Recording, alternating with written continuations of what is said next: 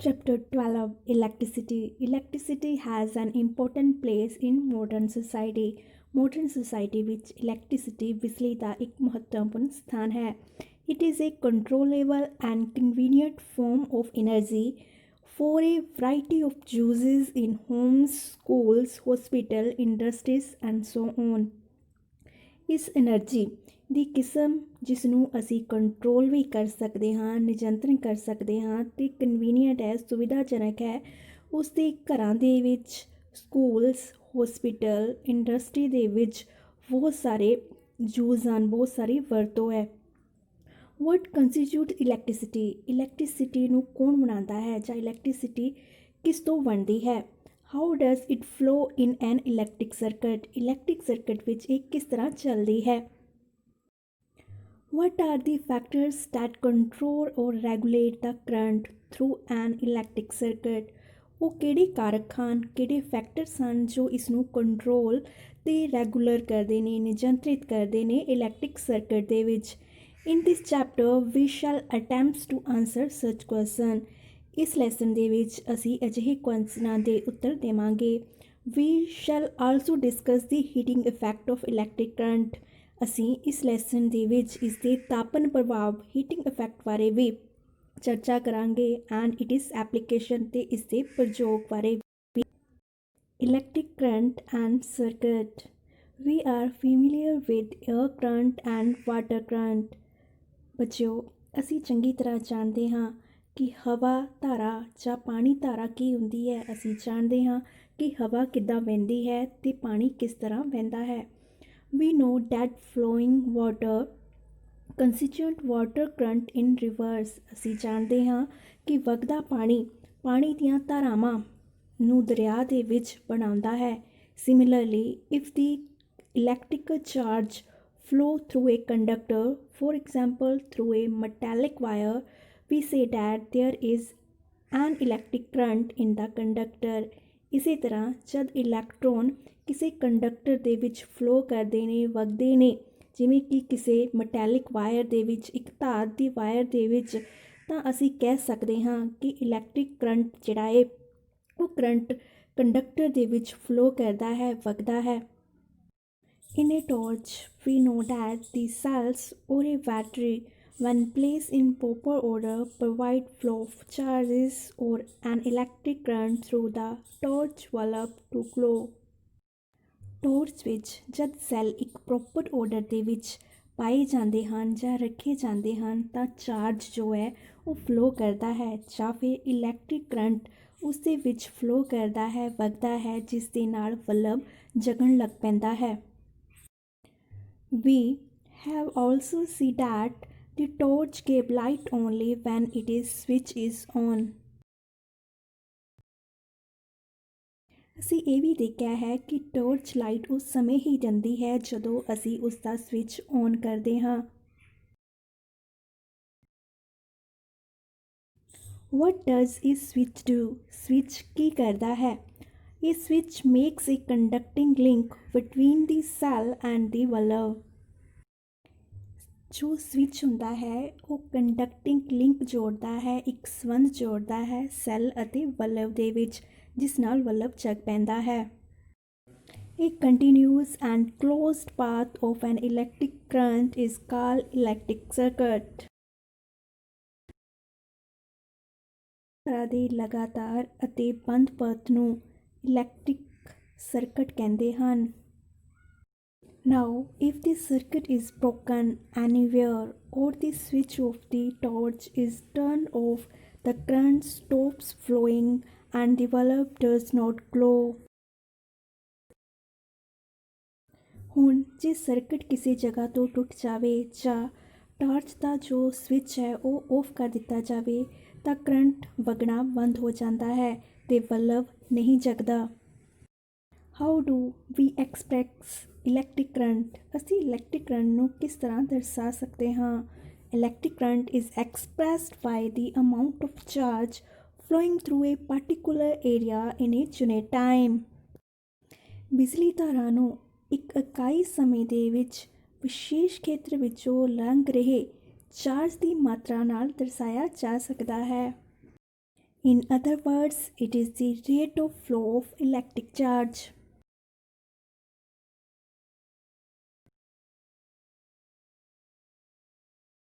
ਦੂਜੇ ਸ਼ਬਦਾਂ ਵਿੱਚ ਬਿਜਲੀ ਚਾਰਜਾਂ ਦੀ ਪ੍ਰਵਾਹ ਦੀ ਦਰ ਨੂੰ ਬਿਜਲੀ ਕਰੰਟ ਕਿਹਾ ਜਾਂਦਾ ਹੈ। However, electrons were not known at the time when the phenomena of electricity was first observed. ਪਰ ਜਿਸ ਸਮੇਂ ਸਭ ਤੋਂ ਪਹਿਲਾਂ ਬਿਜਲੀ ਦਾ ਪ੍ਰੀਖਣ ਕੀਤਾ ਗਿਆ ਸੀ, ਬਿਜਲੀ ਨੂੰ ਓਬਜ਼ਰਵ ਕੀਤਾ ਗਿਆ ਸੀ, ਉਸ ਸਮੇਂ ਇਲੈਕਟ੍ਰੋਨ ਦੀ ਕੋਈ ਜਾਣਕਾਰੀ ਨਹੀਂ ਸੀ। So, electric current was considered to be the flow of positive charge and the direction of flow of positive charge was taken to be direction of electric current. ਇਸ ਲਈ ਬਿਜਲੀ ਤਾਰਾਂ ਨੂੰ ਪੋਜ਼ਿਟਿਵ ਚਾਰਜ ਧਨ ਚਾਰਜਾਂ ਦਾ ਵਹਿਣ ਫਲੋ ਮੰਨਿਆ ਜਾਂਦਾ ਹੈ ਅਤੇ ਪੋਜ਼ਿਟਿਵ ਚਾਰਜ ਜੋ ਧਨ ਚਾਰਜ ਦੇ ਵਗਣ ਦੀ ਦਿਸ਼ਾ ਹੈ ਉਸ ਨੂੰ ਹੀ ਕਰੰਟ ਦੀ ਦਿਸ਼ਾ ਮੰਨਦੇ ਹਾਂ। Conventionally, in an electric circuit, the direction of electric current is taken as opposite to the direction of flow of electrons which are negative charge. ਪਰੰਪਰਾ ਦੇ ਅਨੁਸਾਰ ਇਲੈਕਟ੍ਰਿਕ ਸਰਕਟ ਦੇ ਵਿੱਚ ਬਿਜਲੀ ਸਰਕਟ ਦੇ ਵਿੱਚ ਜੋ ਕਰੰਟ ਦੀ ਦਿਸ਼ਾ ਹੁੰਦੀ ਹੈ ਉਹ ਇਲੈਕਟ੍ਰੋਨ ਦੇ ਫਲੋ ਦੇ ਓਪੋਜਿਟ ਉਲਟੀ ਦਿਸ਼ਾ ਦੇ ਵਿੱਚ ਹੁੰਦੀ ਹੈ। ਇਲੈਕਟ੍ਰੋਨ ਨੈਗੇਟਿਵ ਚਾਰਜ ਰਿਣ ਚਾਰਜ ਹੁੰਦੇ ਹਨ। If a net charge Q flow across any cross section of a conductor in a time t, then the current I through the cross section is current I is equal to Q upon T. ਜੇਕਰ Q charge ਕਿਸੇ conductor ਕਿਸੇ ਚਾਲਕ ਦੇ cross section ਜਾਣੀ ਕਿ ਏਰੀਏ ਦੇ ਵਿੱਚੋਂ t ਸਮੇਂ ਦੇ ਲਈ ਲੰਘ ਰਿਹਾ ਹੈ ਤਾਂ ਕਰੰਟ I ਨੂੰ ਅਸੀਂ ਇਸ ਤਰ੍ਹਾਂ ਦਰਸਾਵਾਂਗੇ current I is equal to Q upon T। ਇੱਥੇ Q ਕੁੱਲ ਚਾਰਜ ਹੈ ਅਤੇ T ਸਮਾਂ ਹੈ। The SI unit of electric charge is coulomb C, which is equivalent to the charge containing in nearly 6 into 10 to the power 18 electrons. SI unit ਹੈ ਜੋ ਕਿ electric charge Q ਦਾ ਹੁੰਦਾ ਹੈ ਉਹ ਸਾਡੇ ਕੋਲ ਕੂਲਮ ਹੁੰਦਾ ਹੈ ਜੋ ਕਿ 6 ਗੁਣਾ 10 ਦੀ ਪਾਵਰ 18 ਇਲੈਕਟ੍ਰੋਨ ਦੇ ਚਾਰਜ ਦੇ ਬਰਾਬਰ ਹੁੰਦਾ ਹੈ। We know that an electron possesses a negative charge of 1.6 into 10 to the power minus 19 coulomb. ਅਸੀਂ ਜਾਣਦੇ ਹਾਂ ਕਿ ਇੱਕ ਇਲੈਕਟ੍ਰੋਨ ਕੋਲ ਜੋ ਨੈਗੇਟਿਵ ਚਾਰਜ ਹੁੰਦਾ ਹੈ ਉਹ 1.6 into 10 to the power 19 coulomb ਹੁੰਦਾ ਹੈ। The electric current is expressed by a unit called ampere, named after the French scientist Andrew Marion Ampere, 1775 to 1836. Electric current I the SI unit ampere ਹੈ ਜਿਸ ਨੂੰ French scientist Andrew Marian ampere ਦੇ ਨਾਂ 'ਤੇ ਦਰਸਾਉਂਦੇ ਹਾਂ। 1 ampere is constituted by flow of 1 coulomb charge per second, that is 1 ampere is equal to 1 coulomb upon 1 second. 1 ampere charge ਤਦ ਬਣਦਾ ਹੈ ਜਦ 1 ਕੂਲਮ ਚਾਰਜ ਫਲੋ ਕਰਦਾ ਹੈ 1 ਸੈਕਿੰਡ ਦੇ ਵਿੱਚ ਜਾਂ ਫਿਰ 1 ampere A is equal to 1 coulomb upon second. Small quantities of current are expressed in milliampere. 1 milliampere is equal to 10 to the power minus 3 ampere, or in microampere 1 microampere is equal to 10 to the power minus 6 ampere. Current ਦੀ ਛੋਟੀ ਮਾਤਰਾ ਨੂੰ ਮਿਲੀ ampere ਅਤੇ micro ampere ਵਿੱਚ ਵੀ ਦਰਸਾ ਸਕਦੇ ਹਨ।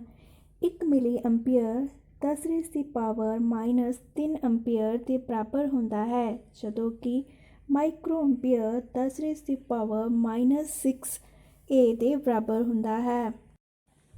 An instrument called ammeter measures electric current in a circuit. ਇੱਕ ਇੰਸਟਰੂਮੈਂਟ, ਇੱਕ ਯੰਤਰ ਜਿਸ ਨੂੰ ਅਸੀਂ ਐਮੀਟਰ ਕਹਿੰਦੇ ਹਨ, ਉਹ ਮੇਅਰ ਕਰਦਾ ਹੈ, ਨਾਪਦਾ ਹੈ ਇਲੈਕਟ੍ਰਿਕ ਕਰੰਟ ਸਰਕਟ ਦੇ ਵਿੱਚ। It is always connected in series in a circuit through which the current is to be measured। ਇਸ ਨੂੰ ਸਰਕਟ ਦੇ ਵਿੱਚ ਹਮੇਸ਼ਾ ਹੀ ਸੀਰੀਜ਼ ਦੇ ਵਿੱਚ, ਲੜੀ ਦੇ ਵਿੱਚ ਜੋੜਿਆ ਜਾਂਦਾ ਹੈ, ਜਿੱਥੇ ਕਿ ਇਹ ਕਰੰਟ ਦੀ ਮਾਤਰਾ ਨੂੰ ਨਾਪਦਾ ਹੈ। Figure 12.1 show the systematic diagram of a typical electric circuit comprising a cell, a electric bulb, an ammeter and a plug key। Figure 12.1 shows the schematic diagram of a typical electrical circuit comprising a cell, an electrical bulb, an ammeter and a plug key। ਇਹ ਸਾਡੇ ਕੋਲ schematic ਇੱਕ ਸਰਲ diagram ਹੈ circuit ਦੀ, ਜਿਸ ਦੇ ਵਿੱਚ ਇੱਕ ਸੈੱਲ ਹੈ, ਇੱਕ ਸਾਡੇ ਕੋਲ ਇਲੈਕਟ੍ਰਿਕ ਬਲਬ, ਇੱਕ ਐਮੀਟਰ ਤੇ ਇੱਕ ਪਲੱਗ ਕੀ ਹੈ, ਜੋ ਕਿ ਸਵਿਚ ਔਨ ਤੇ ਆਫ ਲਈ ਹੁੰਦੀ ਹੈ। Note that the electric current flows in a circuit from the positive terminal of the cell to the negative terminal of the cell through the bulb and ammeter। ਬਿਜਲੀ current positive terminal ਤੋਂ ਸ਼ੁਰੂ ਹੋ ਕੇ negative terminal ਤੱਕ ਪੁੱਜਦਾ ਹੈ। ਇਸ ਦੌਰਾਨ ਇਹ ਬਿਜਲੀ ਬਲਬ ਤੇ ਐਮੀਟਰ ਵਿੱਚੋਂ ਲੰਘਦਾ ਹੈ। A current of 0.5 ampere is drawn by a filament of an electric bulb for 10 minutes। Find the amount of electric charge that flows through the circuit। 0.5 ampere the current 10 minute ਦੇ ਲਈ electric bulb ਦੇ filament ਨੂੰ ਜਗਾਉਂਦਾ ਹੈ। ਅਸੀਂ find ਕਰਨਾ ਹੈ ਕਿ electric charge ਜੋ ਫਲੋ ਕਰਦਾ ਹੈ ਇਸ ਸਰਕਟ ਦੇ ਵਿੱਚ ਉਹ ਕਿੰਨਾ ਹੈ। Solution: we are given I is equal to 0.5 ampere, time 10 minute is equal to 600 second। ਸਾਨੂੰ ਕਰੰਟ ਦਿੱਤਾ ਹੋਇਆ ਹੈ 0.5 ਐਂਪੀਅਰ, ਟਾਈਮ ਸਮਾਂ 10 ਮਿੰਟ ਦਾ ਹੈ, ਜਿਸ ਨੂੰ ਅਸੀਂ ਸੈਕਿੰਡ ਵਿੱਚ ਕਨਵਰਟ ਕਰ ਲਿਆ ਹੈ। From equation 12.1 we have Q is equal to IT। ਸਾਡੇ ਕੋਲ ਜੋ ਇਕੁਏਸ਼ਨ ਸੀ ਜਿਸ ਵਿੱਚ ਅਸੀਂ ਕਰੰਟ ਅਤੇ ਚਾਰਜ ਦੇ ਵਿੱਚ ਸੰਬੰਧ ਫਾਈਂਡ ਕੀਤਾ ਸੀ, ਉਸ ਤੋਂ Q ਬਰਾਬਰ ਹੈ IT। ਕਿਉਂਕਿ ਅਸੀਂ ਚਾਰਜ ਦੀ ਮਾਤਰਾ ਫਾਈਂਡ ਕਰਨੀ ਹੈ, ਇਸ ਲਈ Q ਅਸੀਂ ਖੱਬੇ ਹੱਥ ਰੱਖਿਆ ਹੈ। Q ਬਰਾਬਰ ਹੈ ਕਰੰਟ ਇੰਟੂ ਟਾਈਮ। ਕਰੰਟ ਸਾਡੇ ਕੋਲ 0.5 ਐਂਪੀਅਰ ਸੀ ਅਤੇ ਟਾਈਮ 600 ਸੈਕਿੰਡ ਹੈ, ਅਤੇ ਦੋਨਾਂ ਨੂੰ ਮਲਟੀਪਲਾਈ ਕਰਨ ਤੋਂ ਬਾਅਦ ਸਾਡੇ ਕੋਲ 300 ਕੂਲਮ ਆ ਜਾਂਦਾ ਹੈ। ਕੂਲਮ ਇਲੈਕਟ੍ਰਿਕ ਚਾਰਜ ਦਾ SI ਯੂਨਿਟ ਹੈ। Questions: Question number 1, what does an electrical circuit mean? Electric circuit ਦਾ ਕੀ ਮਤਲਬ ਹੁੰਦਾ ਹੈ? A continuous and closed path of an electric current is called an electric circuit। Question number 2, define the unit of current। The electric current is expressed by a unit called ampere। 1 ampere is constituted by flow of 1 coulomb of charge per second, that is 1 ampere is equal to 1 coulomb upon 1 second। Question 3, calculate the number of electron constituting 1 coulomb of charge। Electron ਦੇ number find ਕਰਨੇ ਨੇ ਜੋ 1 coulomb charge ਨੂੰ ਬਣਾਉਂਦੇ ਹਨ। The SI unit of electric charge is coulomb, which is equivalent to charge containing in nearly 6 into 10 to the power 18 electrons। This is the answer of the third question।